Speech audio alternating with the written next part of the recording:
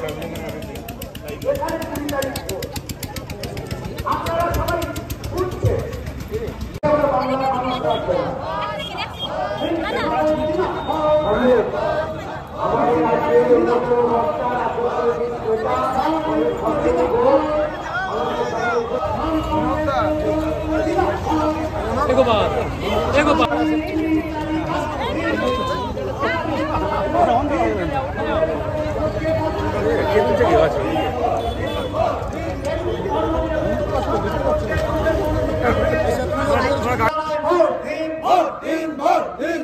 দেবেন কোনখানে? ভোট দেবেন কোনখানে?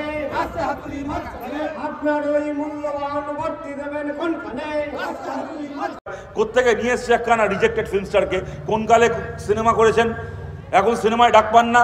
শীতকালে মাচার শোয়ে নেচে নেচে হয়তো কিছু অনুষ্ঠান করেন, গান করেন, নাচ করেন, ঠিক আছে, বহু মানুষ ভালোবাসে, জনপ্রিয়তা আছে, উপার্জন করছেন। আরও ভালো করে উপার্জন করার জন্য লালবাতি গাড়ি চড়ে ঘোরার জন্য এনে ভোটে দাঁড় করিয়ে দিল। আরে ভোটে দাঁড়িয়েছে মানুষ, আমরা সবাই জানি এদেরকে ভোটের পরে খুঁজে পাওয়া যায় না। মিমি চক্রবর্তীকেও খুঁজে পাওয়া যায়নি, নুসরতকেও খুঁজে পাওয়া যায়নি।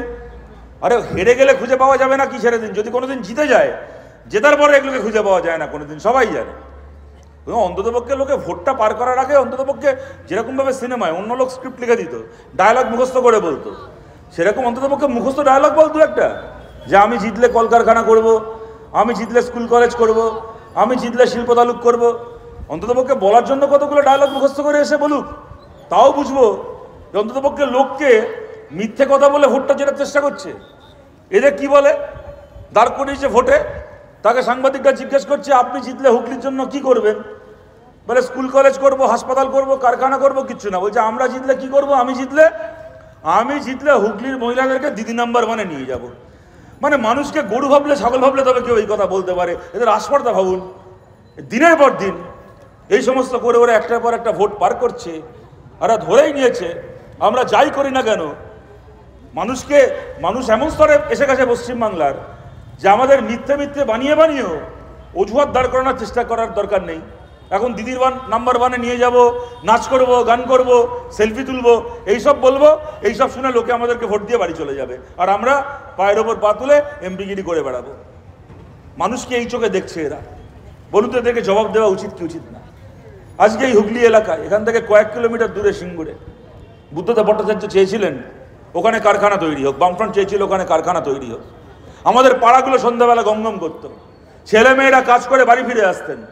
পাড়ার ক্লাব থেকে শুরু করে, খেলার মাঠ থেকে শুরু করে, দুর্গাপূজার সময় পুজো কমিটি থেকে শুরু করে, সব জায়গায় ঘরের ছেলেমেয়েরা একসঙ্গে আনন্দ করত, লোকে কাজ করত, চাকরি করত। আর যে সিঙ্গুরকে, যে হুগলিকে, এই যে বলাগড়কে বুদ্ধদেব ভট্টাচার্য একটা ইন্ডাস্ট্রিয়াল কমপ্লেক্স দিতে চেয়েছিলেন, সেই এলাকাকে মমতা ব্যানার্জি কি দিলেন? সেই এলাকাকে মমতা ব্যানার্জি কুন্তলা শান্তনু দিলেন। যে এলাকাকে আমরা চাকরি পাওয়ার ঠিকানা করতে চেয়েছিলাম, এরা সেই এলাকাকে চাকরি বিক্রির ঠিকানা করলো। এবং তৃণমূল একেবারে 100 ভাগ গণতান্ত্রিক দল দাঁড়িয়ে বলে না আমরা দলবাজি করি না, দলাদলি করি না, আমরা সবার জন্য সরকার চালাই। সত্যি ওরা সবার জন্য সরকার চালায়, কোনো ধর্ম দেখে না, কোনো দল দেখে না। এই কুন্তল শান্তনুর মতো কতগুলো ছেঁচড়া দালাল চাকরি রেড কার্ড বানিয়েছিল আপনাদের এই এলাকায়, পাড়ার মনে মনে দাঁড়িয়ে চাকরি বিক্রি করেছে একেবারে রেড কার্ড বানিয়ে। পিওনের চাকরি হলে এত টাকা, তার গ্রুপ সি চাকরি হলে এত টাকা, টিচারের চাকরি হলে এত টাকা, হায়ার সেকেন্ডারি শিক্ষক হলে এত টাকা, মিউনিসিপ্যালিটির চাকরি হলে এত টাকা। এই যে রেড চার্ট বানিয়েছে, কোনো ভাগাভাগি নেই, কোনো দলের ভাগাভাগি নেই, কোনো জাতের ভাগাভাগি নেই, কোনো ধর্মের ভাগাভাগি নেই। আপনি সারা জীবন তৃণমূল করে থাকুন, তবু ওই রেট মেনে আপনাকে টাকা দিতে হবে এই কুন্তল শান্তনুকে, তবে আপনার ছেলে মেয়ের চাকরি হবে। বুদ্ধদেব ভট্টাচার্য চেয়েছিলেন, বামফ্রন্ট চেয়েছিল সিঙ্গুরে কারখানা তৈরি করতে, যেখানে কোনো মানুষ যখন চাকরি ইন্টারভিউর জন্য যাবে তাকে জিজ্ঞেস করা হবে না তোমার বাড়ির লোক সিপিএমকে ভোট দেয় নাকি তৃণমূলকে ভোট দেয়। তার যোগ্যতা থাকলে সে চাকরি পাবে, বাড়ির লোক যাকেই ভোট দিয়ে থাকুক না কেন। আর এরা সেই বলাগড়কে, এরা সেই হুগলিকে এমন এলাকা করলো, ওরাও কাউকে জিজ্ঞেস করে না তোমার বাড়ির লোক তৃণমূল করে না সিপিএম করে। যে দলই করুক না কেন, পকেটে পয়সা থাকলে আপনি চাকরি পাবেন, নাহলে বাড়িতে গিয়ে পেটে গামছা বেঁধে বসে থাকবেন। এই দিল এখানকার মানুষকে, লজ্জা করে না। তারপর এরা আবার এখানে দাঁড়িয়ে ভোট চাইতে আসে। এখানকার এক এমএলএ হয়েছেন। আমরা ভেবেছিলাম মাঝে মধ্যেই জ্বলে ওঠেন, মাঝে মধ্যে ওনার মনে পড়ে যায় যেখানে সবাই চোর, পঞ্চায়েত টাকা খাচ্ছে, এখানকার তৃণমূলের নেতারা টাকা খাচ্ছে। মাঝে মধ্যে রাত দুপুরবেলা ওনার বিবেক ওনাকে খোঁচা দিয়ে ওঠে, বাড়িতে মিডিয়া ফিডিয়া ডেকে এনে বাড়িতে বড় বড় জ্ঞান দেন।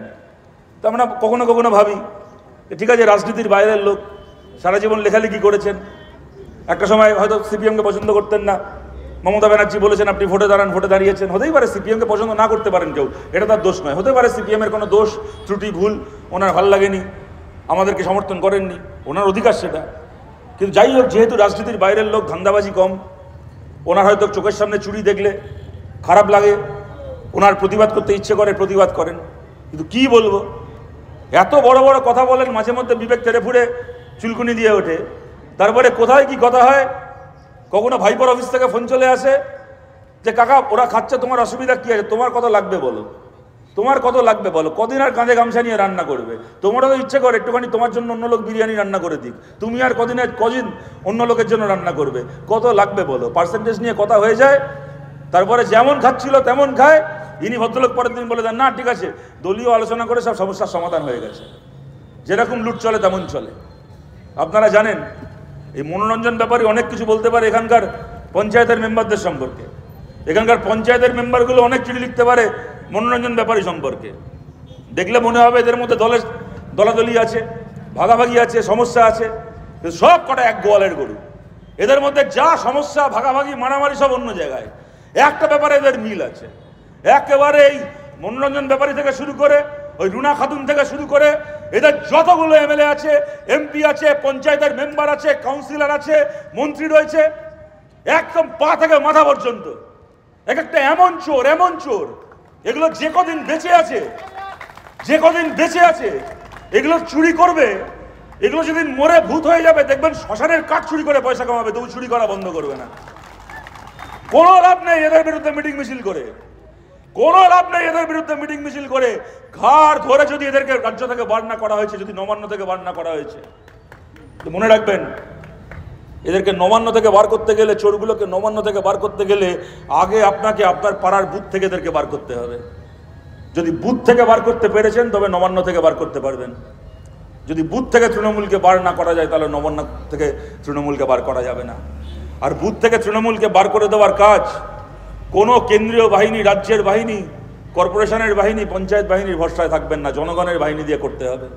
যখন পঞ্চায়েতের ভোট ঘোষণা হয়েছিল, এতগুলো এমএলএ এমপি থাকা দল, কেন্দ্রের সরকারে ক্ষমতায় থাকা দল, সেই দলের নেতা শুভেন্দু অধিকারী ক্লাস 5-এর বাচ্চার মতো রাজ্যপালের কোলে গিয়ে বসে পড়েছিল।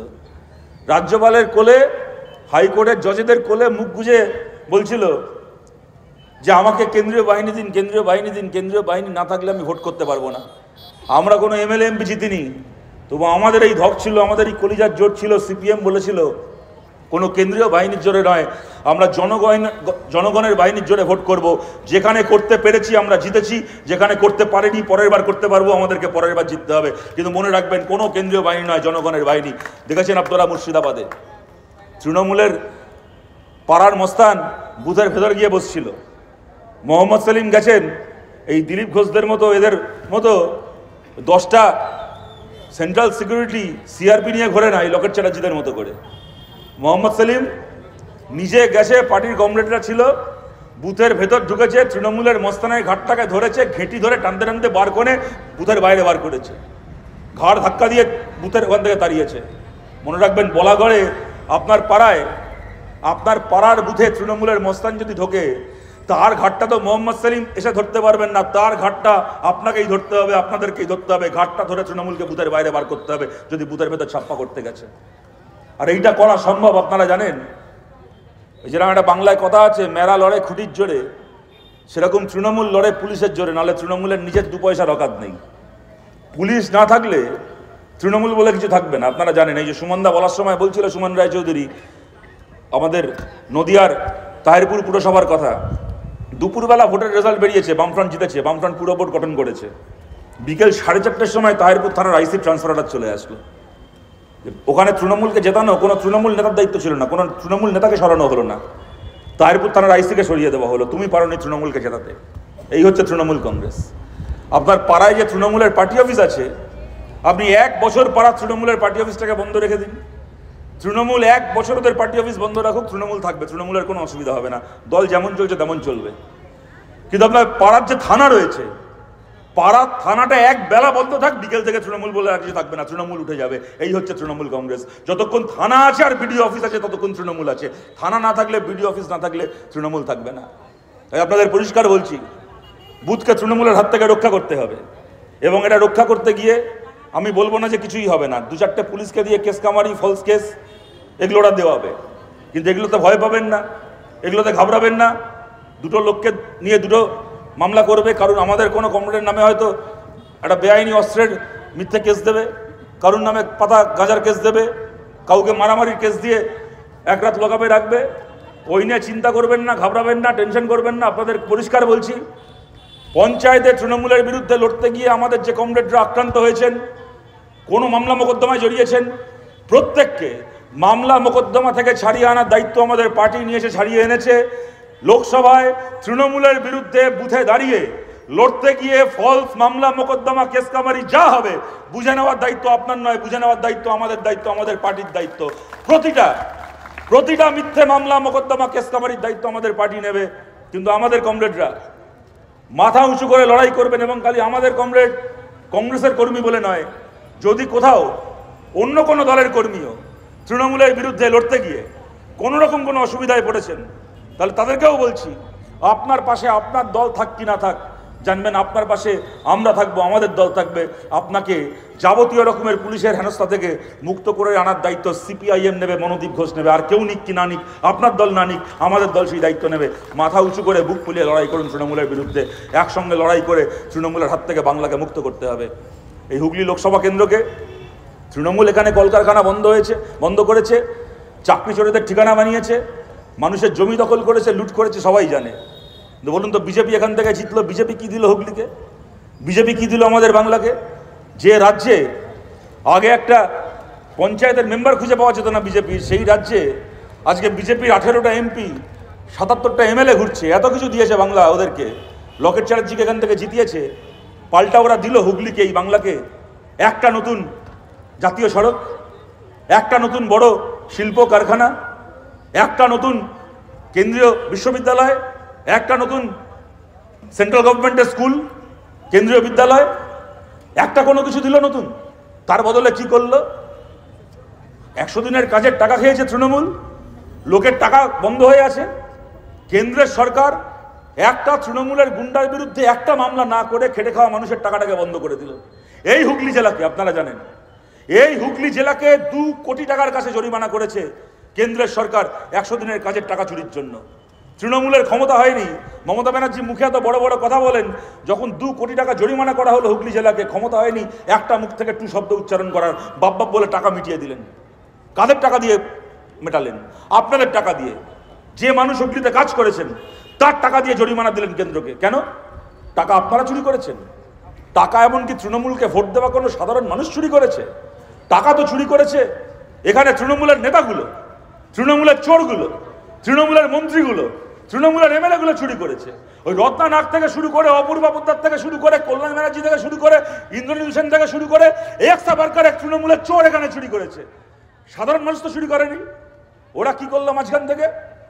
সাধারণ মানুষের টাকাটা তাদেরকে না দিয়ে সেই টাকা দিয়ে তৃণমূল জরিমানা মেটালো, আর কেন্দ্রের সরকার দাঁড়িয়ে দাঁড়িয়ে দেখলো একটা লোকের নামে একটা এফআইআর না করে।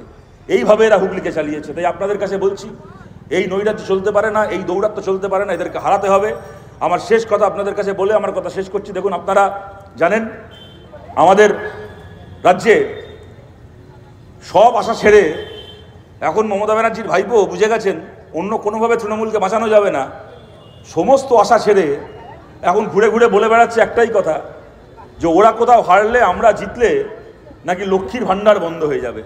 আমরা আপনাদেরকে বলছি, এই সমস্ত গরুচোরের ফালতু কথায় কান দেবেন না। এই টাকাগুলো মানুষের টাকা, জনগণের টাকা। এগুলো কোনো নেতামন্ত্রীর বাড়ির আলমারি থেকে টাকাগুলো আসে না। পরিষ্কার কথা, জনে জনে পৌঁছে দিতে হবে, মানুষের কাছে পৌঁছে দিতে হবে। তৃণমূল হারলে, আমরা জিতলে, মনোদীপ ঘোষ জিতলে একটা সরকারি প্রকল্পের একটা নয়া পয়সা বন্ধ হবে না। সরকারি প্রকল্পের টাকা যেমন পাচ্ছেন তেমন পাবেন। খালি কি বন্ধ হবে? আজকে একটা সরকারি প্রকল্পের টাকা পেতে গেলে তৃণমূলকে যে ঘুষ খাওয়াতে হতো, কুন্তল শান্তনুকে পয়সা খাওয়াতে হতো, তৃণমূলকে টাকা দিয়ে তবে আপনার বাড়ি তৈরির টাকা স্যাংশন হবে, 100 দিনের কাজের জব কার্ড হবে, লক্ষ্মীর ভাণ্ডারে নাম উঠবে, এই কাটমানি খাওয়া বন্ধ হবে, মানুষের টাকা মানুষ যেমন পাচ্ছেন তেমন পাবেন, আরও ভালো করে পাবেন। ওদেরকে হারাতে হবে।